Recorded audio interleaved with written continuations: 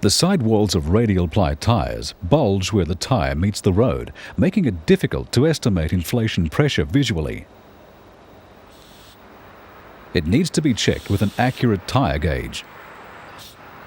Using correct inflation pressures extends tyre life and is vital for safety.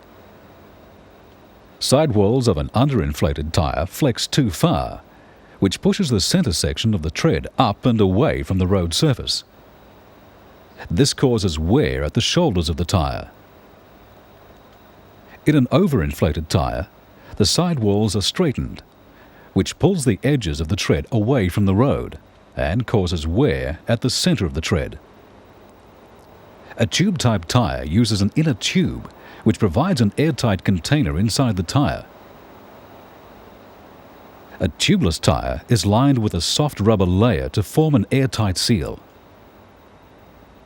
This inner liner also seals against small penetrations, letting air escape only relatively slowly. When a tubeless tyre is fitted, an airtight valve assembly is used. It can be a tight fit into the rim or be held with a nut and sealing washers. A tyre and wheel assembly must be balanced. As the wheel rotates, centrifugal force acts outwards. Any part heavier than the rest will vibrate vertically, with the heavy area slapping the road surface with each turn of the wheel. This is called static unbalance. Dynamic unbalance causes the wheel assembly to turn inwards and then outwards with each half revolution. As speed rises, rapid side movement of the front wheels causes a sideways vibration or wheel wobble effect at the front of the vehicle. These conditions must be corrected to prevent cupping or dishing of the tread and reduced tread life. Tread life can also be reduced by incorrect wheel alignment.